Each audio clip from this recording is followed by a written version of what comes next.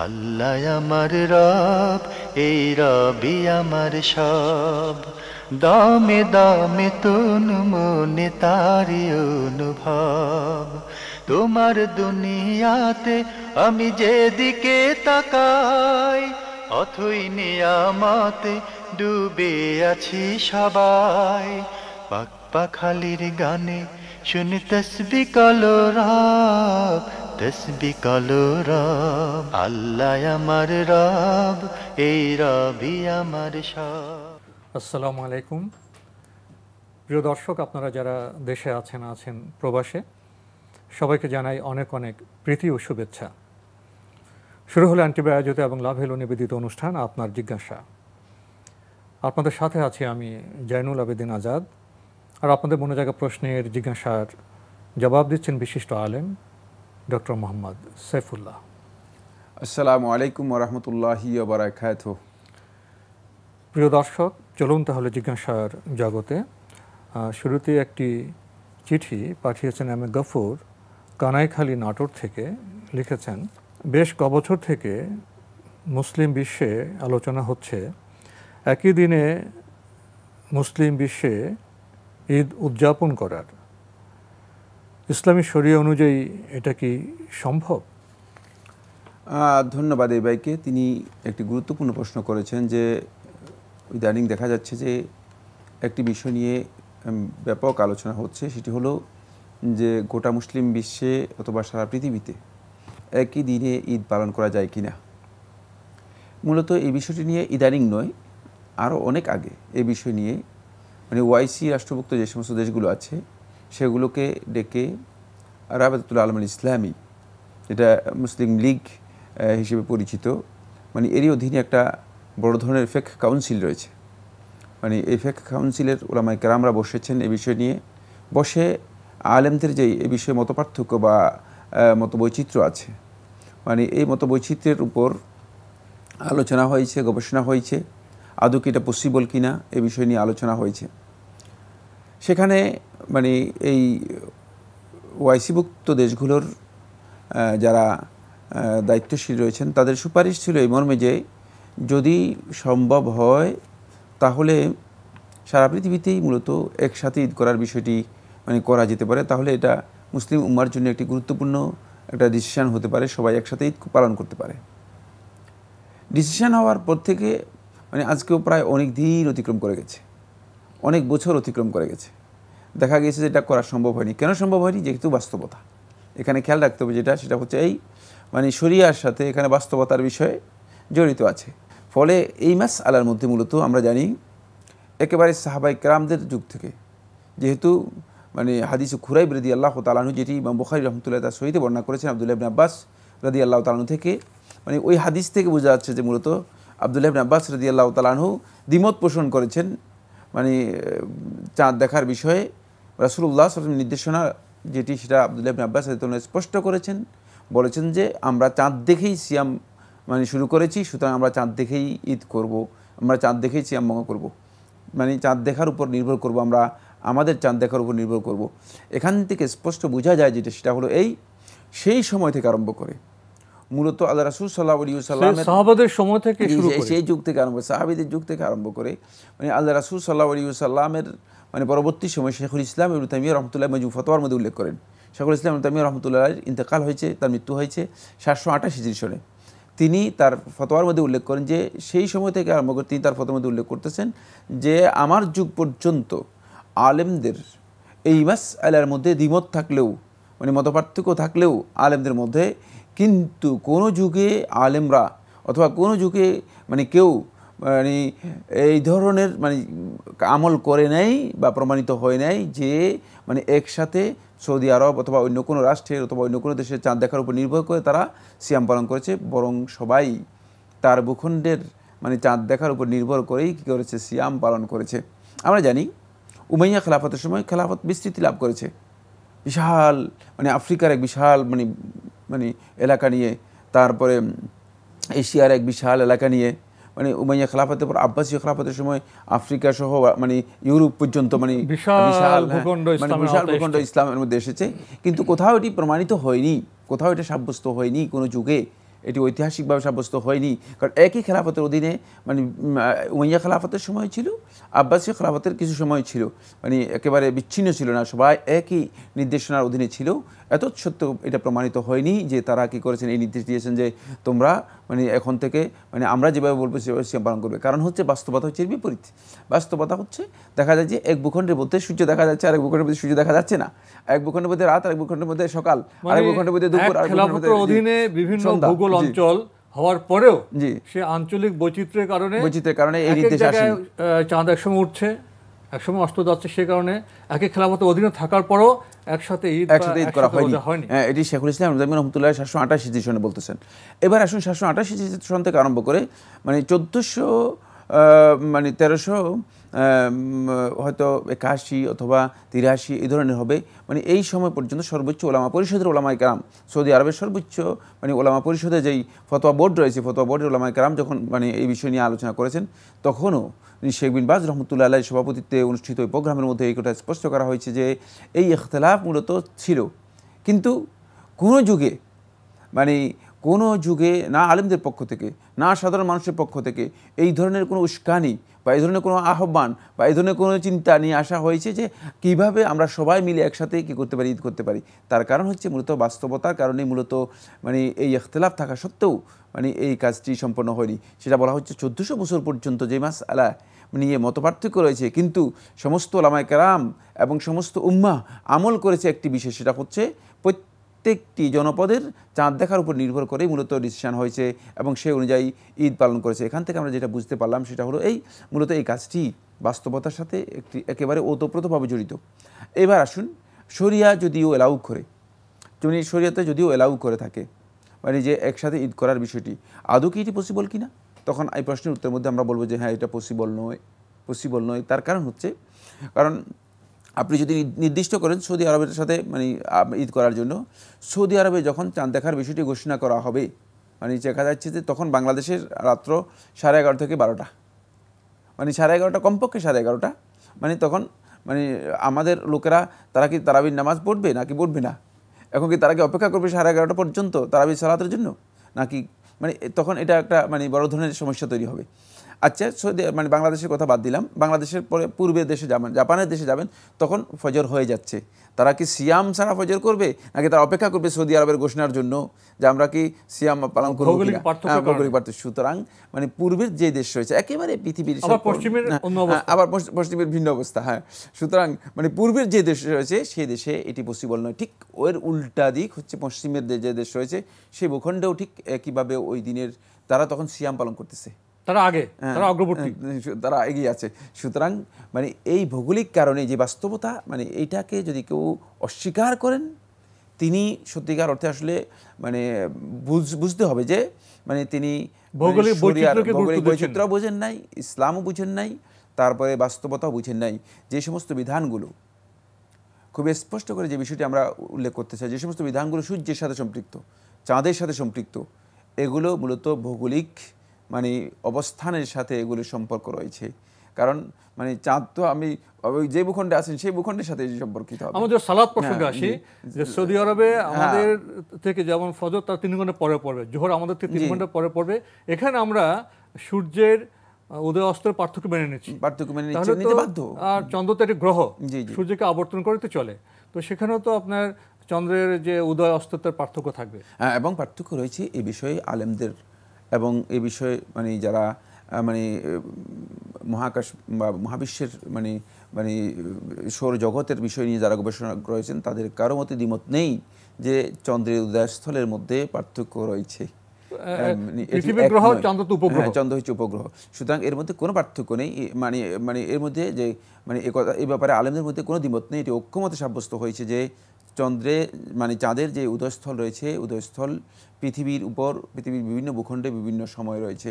সুতরাং এ নিয়ে আসলে মানে বিতর্কে না গিয়ে মূলত বাস্তবতাকে স্বীকার করে নিলে, যেভাবে মানে 1400 বছর পর্যন্ত বাস্তবতাকে স্বীকার করে নেওয়া হয়েছে সেটাই উত্তম, কোনো সন্দেহ নেই। এ নিয়ে যারা বাড়াবাড়ি করছেন, অতিরিক্ত মানে এটাকেই দাওয়াত হিসেবে গ্রহণ করেছেন, আসলে এর মধ্যে কি আদৌ কোনো ফায়দা আছে? আদৌ কোনো এর মধ্যে উম্মার রেজাল্ট আছে? উম্মার হাজার রকমের 1400 বছর ধরে তো আমরা নিজস্ব ভূখণ্ডে চাঁদের উদয় অস্ত দেখে যে আমরা রোজা রাখছি, রোজা ভাঙছি, তো আমাদের কোনো ঈদের সমস্যা হয়নি, আমাদের উম্মার ঐক্যের কোনো সমস্যা হয়নি। এটাকে আমরা বৈচিত্র্য হিসেবে মেনে নিচ্ছি। বৈচিত্র্য যেমন আমাদের বৈচিত্র্য আছে, আমি একই সময় নামাজ পড়তে পারছি না, এটা ভৌগোলিক বৈচিত্র্যের কারণে সৌদি আরবের সাথে আমাদের নামাজের সময় 3 ঘন্টা পার্থক্য রয়েছে, এটা মেনে নিয়েছি। এটা আমাদের না সালাতে অসুবিধা হচ্ছে না, উম্মার ঐক্য সংহতির অসুবিধা হচ্ছে না, এটা হলো জ্ঞানের বিষয়, জানার বিষয়। সুতরাং এক্ষেত্রে আমি যেটা বলবো সেটা হচ্ছে এই মানে এটাকে দাওয়াত হিসেবে গ্রহণ করা, এটাকে মিশন হিসেবে গ্রহণ করা, এ নিয়ে মানে অতিরিক্ত বাড়াবাড়ি করা মুসলিম উম্মার মাসলাহাতের পরিপন্থী।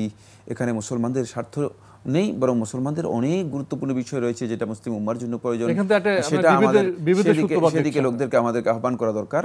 এর মাধ্যমে আমি মনে করি না উস্কানি দিয়ে মুসলমানদের মধ্যে আবার এই বিষয় নিয়ে বিভেদ তৈরি করা এই কাজটি সুন্দর বা এই কাজটি বাঞ্ছনীয়, বরং আমি মনে করি থেকে অবাঞ্ছিত কাজ যে মুসলমানদেরকে এই বিষয়ে উস্কে দেয়া।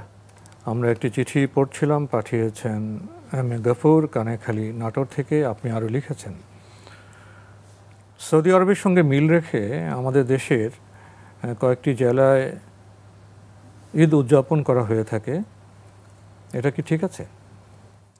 এই প্রশ্নের উত্তর মূলত আমরা আগের কথার মধ্যে বলে দিয়েছি। মানে এই মাসালার মধ্যে বা এই বক্তব্যের মধ্যে, এই আমলের মধ্যে আলেমদের দ্বিমত আছে। একদল ওলামায়ে কেরাম বলেছেন যে যদি কোনো ভূখণ্ডে চাঁদ দেখা যায় তাহলে অন্য ভূখণ্ডের এরা সেই চাঁদ দেখাকে এতেবার করে ধরে মানে সেটাকে গ্রহণ করে তারা যদি ইফতার করে অথবা সিয়াম শুরু করে, এটি জায়েজ আছে, না জায়েজ নয়। যদি মানে এই বক্তব্যকে কেউ গ্রহণ করেন তাহলে তার জন্য মানে এই বক্তব্যটা গ্রহণযোগ্য হতে পারে। কিন্তু এখানে একটি বড় সমস্যা হচ্ছে সেটা হলো এই মানে চাঁদ দেখে সিয়াম পালন করা এবং চাঁদ দেখে ঈদ বা ইফতার করা, এই বিষয়টি এটা কি ব্যক্তির সাথে সম্পৃক্ত মাসআলা, মানে এটা কি ইন্ডিভিজুয়াল মানে সাবজেক্ট, যে ব্যক্তিগত বিষয়, নাকি এটা কালেকটিভ সাবজেক্ট, এটি রাষ্ট্র বা সরকারের সাথে সম্পৃক্ত বিষয়? কারণ মানে ঈদের বিষয়টি ঘোষণা করবে, সিয়ামের বিষয়টি ঘোষণা করবে মূলত রাষ্ট্র। এই জন্য মূলত রাসূলুল্লাহ সাল্লাল্লাহু আলাইহি ওয়াসাল্লাম স্পষ্ট করে হাদিসের মধ্যে বলে দিয়েছেন, আস-সাওমু ইয়াওমা ইয়াসুমুন নাস, আস-সাওমু ইয়াওমা ইয়াসুমুন নাস, সিয়াম শুরু হবে যেদিন মানুষ সবাই সিয়াম পালন করবে, ওয়াল ফিতরু ইয়াওমা ইফতিরুন, অনুরূপভাবে ঈদ বা ইফতার হবে যেদিন সমস্ত মানুষগুলো ইফতার করবে। সুতরাং মানে ব্যক্তিগতভাবে যে সমস্ত ভাইগণ বিচ্ছিন্নভাবে বিভিন্ন জেলায় বা বিভিন্ন উপজেলায় মানে নিজে নিজে সিয়াম পালন করতেছেন, নিজে নিজে ঈদ করতেছেন, আপনি একটু নিজে ভেবে দেখুন মানে আপনার ঈদটা কেমন লাগতেছে? এটা কি ঈদ হিসেবে মনে হচ্ছে? একসাথে ঐক্যবদ্ধভাবে এটা সামাজিকভাবে রাষ্ট্রীয়ভাবে আমরা আনন্দ করব মানে একটা সিদ্ধান্তের অধীনে, এটি একটা সিদ্ধান্তের অধীনে। এবং এই বিষয়ে মূলত মানে এটি সমস্ত ওলামায়ে কেরামের ঐক্যমতে সাব্যস্ত হয়েছে যে মাসালাটি, সেটা হচ্ছে যে এটি মূলত ন্যস্ত করা হয়েছে, দায়িত্ব দেওয়া হয়েছে মানে রাষ্ট্রের উপর, মানে সরকারের উপর। মানে সরকার মূলত এই বিষয়ে সিদ্ধান্ত দেবে যে জনগণ সিয়াম পালন করবে, জনগণ মানে মুসলিম রাষ্ট্রে মূলত সেভাবেই সিদ্ধান্ত হবে, জনগণ ঈদ করবে এবং চাঁদ দেখার ভিত্তিতে সেটা ঘোষণা করবে।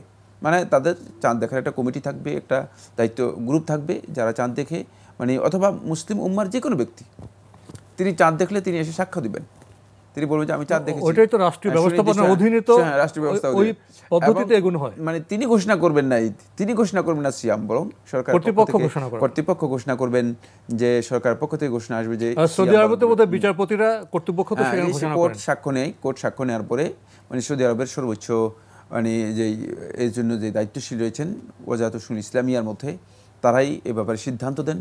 তখন কোর্টের পক্ষ থেকে এই ঘোষণা আসে যে আগামীকাল ঈদ হবে অথবা আগামীকাল সিয়াম শুরু হবে। রাষ্ট্রীয় ব্যবস্থা। সুতরাং মানে এই বিষয়টি মানে যে সমস্ত বন্ধুগণ মানে এই মাসালার মধ্যে ইখতিলাফ রয়েছে কোনো সন্দেহ নেই, কিন্তু এই ইখতিলাফের বিষয়টি যেহেতু এই মাসআলাটি ইন্ডিভিজুয়াল সাবজেক্ট না, ব্যক্তিগত বিষয় না, সুতরাং কেউ যদি এটাকে ইন্ডিভিজুয়াল মনে করে থাকেন তাহলে তিনি মূলত এই মাসআলাটি বুঝতে পারেননি, এখানে তার ভুল রয়েছে। এক্ষেত্রে তাদের উচিত হচ্ছে সেটা হলো এই মানে কোন রাষ্ট্রে যদি সিদ্ধান্ত হয়ে থাকে যে আজকে সিয়াম হবে না, আর তিনি যদি মানে এটাকে লঙ্ঘন করে মানে তিনি মানে নিজের খাহেশ মতো সিয়াম পালন করে থাকেন, তাহলে বুঝতে হবে যে আর রাষ্ট্রের সিদ্ধান্ত কিন্তু চাঁদ দেখার ভিত্তিতেই হতে হবে, রাষ্ট্র থেকে আন্দাজের উপর হতে পারবে না, ভিত্তি থাকতে হবে। চাঁদ দেখার কমিটি আছে তো আছে, জি। তখন সেই ক্ষেত্রে তিনি যে সিদ্ধান্ত নিয়েছেন তার এই সিদ্ধান্তটি মূলত রাষ্ট্রের সিদ্ধান্ত লঙ্ঘন করা বা অমান্য করার বিষয়, আর অমান্য করলে অবশ্যই তিনি গুনাহগার হবেন যদিও তিনি সিয়াম পালন করেছেন। প্রিয় দর্শক, আপনারা লিখেছেন সম্প্রতি সৌদি সরকার 21 বছরের ঊর্ধ্বে বয়স্ক মহিলাদের মাহরাম ছাড়া ভ্রমণের সুযোগ দিয়েছে। সৌদি সরকারের এই সিদ্ধান্ত কতটা কোরআন সুন্নাহর আলোকে হয়েছে? এটি সরকারের সিদ্ধান্তের সাথে জড়িত নয়। খেয়াল রাখতে হবে সেটা হলো এই, কিছু বিষয় আছে ব্যক্তিগত শরিয়ার বিধান, আর কিছু বিষয় আছে মূলত মানে মাসলাহে আম্মা, রাষ্ট্রের মানে সাথে সম্পৃক্ত মানে বিধান। এটি রাষ্ট্রীয় বিধানের মধ্যে অন্তর্ভুক্ত পড়ে, এটা শরিয়া বিধান। মানে আপনি যদি সফর করেন 21 বছরের কোনো ব্যক্তি, মানে কোনো মহিলা যদি, মানে 21 বছর নয়, বরং মানে প্রাপ্তবয়স্কা হলেই, 21 বছর শর্ত নয়, প্রাপ্তবয়স্ক 18 হতে পারে, আর সেটা 15 হতে পারে, 18 হতে পারে, বিভিন্ন জন হতে পারে। সেই ক্ষেত্রে মূলত মাহরাম ছাড়া তার সফর করা হারাম ইসলামী শরীয়তের মধ্যে। সরকার মানে এই হুকুম দেয়নি। সরকার কিন্তু আপনার ব্যক্তিগত মাসআলার ব্যাপারে সরকারের বক্তব্য নেই। সরকারের বক্তব্যটা হচ্ছে যে সেটা হচ্ছে সরকার জাতীয় আন্তর্জাতিক পর্যায়ে মূলত সরকারের বিভিন্ন রিলেশনস রয়েছে। সেই রিলেশনসের জন্য সরকার মানে জাতীয় আন্তর্জাতিক পর্যায়ে মানে সরকারের যে সিদ্ধান্ত সেটা হচ্ছে যে যদি কোনো ইনফরমেশান বা কোনো কারণে মানে কারো সফর করতে হয় তাহলে সেক্ষেত্রে মানে রাষ্ট্রীয়ভাবে প্রতিবন্ধকতা থাকবে না, কিন্তু ধর্মীয় প্রতিবন্ধকতার কারণে যাদের জন্য হারাম তারা সফর করবে না। কিন্তু অন্য মানে যেমন পৃথিবীর অন্য ধর্মের অনুসারী যারা রয়েছে তাদের তো এই মানে এই বিধান তাদের কাছে মানে কিছুই না, তারা এটা তো মানে সুতরাং রাষ্ট্র আল মাসলাহাল আম্মা, রাষ্ট্রের যেই কমন যে মাসলাহাত রয়েছে মানে জাতীয় এবং আন্তর্জাতিক পর্যায়ে যে বিধান রয়েছে সেই বিধানের মানে দৃষ্টিভঙ্গি রাষ্ট্র পোষণ করবে। রাষ্ট্র শরিয়ার কোনো বিধানের ব্যাপারে রাষ্ট্রের বক্তব্য সুস্পষ্টভাবে মানে রাষ্ট্র এটাকে নিষেধ করতে পারবে না, নিষেধ করলেও এটা হারাম হবে। সেখানে মুসলিম থাকতে পারে, অমুসলিম থাকতে পারে। এই জন্য রাষ্ট্রের জন্য মানে এটি মানে মানে ইসলামী শরিয়ার উপর এটা বিধান নয়, এটা হচ্ছে মূলত মানে রাষ্ট্রের বিধান মানে জনপদে মানে মানে এই অ্যারাইভালের জন্য অথবা এখান থেকে ডিপার্চারের জন্য মানে সেক্ষেত্রে মানে 21 বছরের ঊর্ধ্বে হলে সে মাহরাম ছাড়াও যেতে পারে। বিভিন্ন ধরনের লোক রয়েছে, মানে এখানে কমন নির্দেশনা হচ্ছে যে যদি 21 বছরের ঊর্ধ্বে হয়ে থাকে তাহলে হয়তো মাহরাম ছাড়া তিনি সফর করতে পারবেন। কিন্তু যখন আমরা শরিয়াতে আসবো তখন কোনো সন্দেহ নেই এটি শরিয়াতে হারাম। মুসলিম মহিলা সফর করবেন, অবশ্যই তিনি শরিয়ার বিধান জেনেই সফর করতে হবে এবং তার জন্য হারাম। এর অর্থ এই নয় যে শরিয়তের যেই হারাম রয়েছে এটাকে হালাল করে দেওয়া হয়েছে। এটা খেয়াল রাখতে হবে যে এই ভাই এটা হয়তো বুঝতে পারেন নাই, কারণ এটা হচ্ছে মানে রাষ্ট্রের একটা মানে জাতীয় পর্যায়ের একটি সিদ্ধান্ত যেখানে জাতীয় আন্তর্জাতিক মানে বিষয়গুলো জড়িত রয়েছে। মানে এখানে শরিয়ার বিধানকে লঙ্ঘন করা হয়নি, শরিয়ার বিধানকে অস্বীকার করা হয়নি। রাষ্ট্রের বিভিন্ন লোক আসা যাওয়া করবে, মুসলিম হতে পারে, অমুসলিম হতে পারে, সেখানে 21 বছরকে একটা পয়েন্ট ধরা হয়েছে যে 21 বছর ঊর্ধ্বে হতে হবে। এবং আপনি দেখেন 21 বছর কেন ধরা হয়েছে? শরিয়ার মধ্যে কিন্তু 21 বছরের মাসালা নেই, না ঠিক না? কিন্তু বালক হলেই তো, সেখানে বালক হলেই প্রাপ্তবয়স্ক হলেই তো 12-13 বছর হতে পারে, সে 12-13 বছর হতে পারে। তার সফর করার বিষয়টি কি ইসলামী শরীয়তের মধ্যে একেবারেই মাহরাম ছাড়া হারাম, কোনো সন্দেহ নেই। সে 21-এর এই বিষয়টি মূলত এটা বোঝা যাচ্ছে যে মানে জাতীয় আন্তর্জাতিক পর্যায়ের বিষয় মানে সফরের জন্য এই জন্য মূলত এখানে একটা সীমারেখা করা হয়েছে। বাকি এটি ইসলামী শরিয়ার বিধানের সাথে কনফ্লিক্ট করে না, মানে এর সাথে কোনো সাংঘর্ষিকতা নেই। সময়ের কারণে আমাদের আজকে এখানে শেষ করতে হচ্ছে। আপনাকে অনেক ধন্যবাদ। আপনাকে অশেষ ধন্যবাদ। প্রিয় দর্শক, আমরা এতক্ষণ দেখছিলাম এনটিভি আয়োজিত এবং লাভ হ্যালো নিবেদিত অনুষ্ঠান আপনার জিজ্ঞাসা। আমাদের অনুষ্ঠান আপনারা এনটিভি অনলাইনেও দেখতে পারবেন, ভিজিট করুন www.ntvbd.com। এছাড়া ইউটিউবে এবং আমাদের ভেরিফাইড ফেসবুক পেজে অনুষ্ঠান দেখতে পারবেন। প্রিয় দর্শক, আজকের শুরু চিঠিতে বেশ অনেকগুলো গুরুত্বপূর্ণ বিষয় চলে এসছে। ঈদ প্রসঙ্গে, ভূগোল প্রসঙ্গে, চন্দ্র এবং সূর্য প্রসঙ্গে, এবং ঈদ কখনো কখনো কোথাও কোথাও বিচ্ছিন্নভাবে হয়, সেখানে যে রাষ্ট্রীয় সিদ্ধান্ত প্রয়োজন, সবার সাথে ঈদ করার যে ঐক্যতা, সে বিষয়টি চলে এসছে এবং সফর প্রসঙ্গে বিষয় চলে আসছে। আসলে দেখা যায় ইসলাম জীবনের বিচিত্র সম্পর্ক সূত্রে কথা বলে সেটা পরিপূর্ণভাবে বিশদভাবে জানলে আমাদের চিন্তা চেতনা অনেক প্রাগ্রসর হতে পারে, অনেক সৌন্দর্যে মণ্ডিত হতে পারে। চিঠি লিখুন, প্রশ্ন পাঠান আমাদের ঠিকানায়। পরিচালক আপনার জিজ্ঞাসা, এনটিভি, বিএসসি ভবন, 7ম তলা, 102 কাজী নজরুল ইসলাম এভিনিউ, কারওয়ান বাজার, ঢাকা 1215। আপনারা ইমেলও করতে পারেন। আমাদের ইমেল অ্যাড্রেস আপনার জিজ্ঞাসা @ntvbd.com। প্রিয় দর্শক, মহান আল্লাহ আমাদের সবাইকে নিরাপদে রাখুন, রাখুন শান্তিতে। আসসালামু আলাইকুম। আল্লাহ আমার রব, এই রবি আমার সব, দামে দামে তুন মনে তারি অনুভব। আল্লাহ আমার রব, এই রবি আমার সব।